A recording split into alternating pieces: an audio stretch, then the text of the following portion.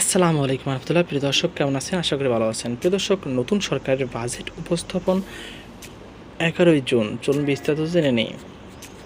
প্রিয় দর্শক, ত্রয়োদশ জাতীয় সংসদের প্রথম বাজেট অধিবেশন শুরু হয়েছে গত 12ই ফেব্রুয়ারি অনুষ্ঠিত জাতীয় সংসদ নির্বাচনে বিএনপি সরকার গঠনের পর এটি সংসদে প্রথম বাজেট অধিবেশন। রোববার 7ই জুন বিকেল 3টায় জাতীয় সংসদ ভবনে এই অধিবেশন শুরু হয়।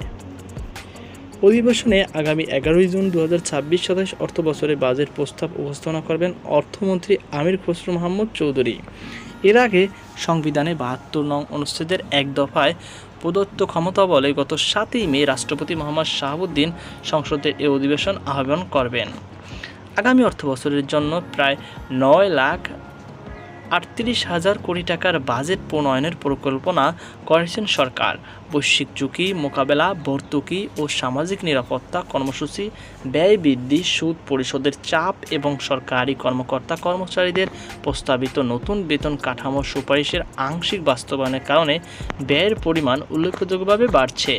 মূলত অর্থনীতি পুনরুদ্ধার, মূল্যস্ফীতি নিয়ন্ত্রণ, বিনিয়োগ ও কর্মসংস্থান বৃদ্ধিকে অগ্রাধিকার দেওয়া হলেও প্রায় 2,43,000 কোটি টাকার রেকর্ড ঘাটতিতে বাজেটের অন্যতম বড় চ্যালেঞ্জ হিসাবে দেখছেন অর্থনীতিবিদরা। উল্লেখ্য, চলতি 2025-26 অর্থবছরের আগের বছরের চেয়ে 7,000 কোটি টাকা কমিয়ে 7,90,000 কোটি টাকার বাজেট দিয়েছিল অন্তর্বর্তীকালীন সরকার, যা পরে সংশোধিত হয়ে 7,88,000 কোটি টাকায় নেমে এসেছে। সে সময় উন্নয়ন খরচ কমিয়ে ভর্তুকি ও অনুন্নয়ন ব্যয় বাড়ানো হয়েছিল।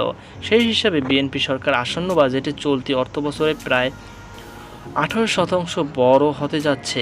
অতীতে সাধারণত বাজেটের আকার 10-15% হারে বাড়ানো হতো।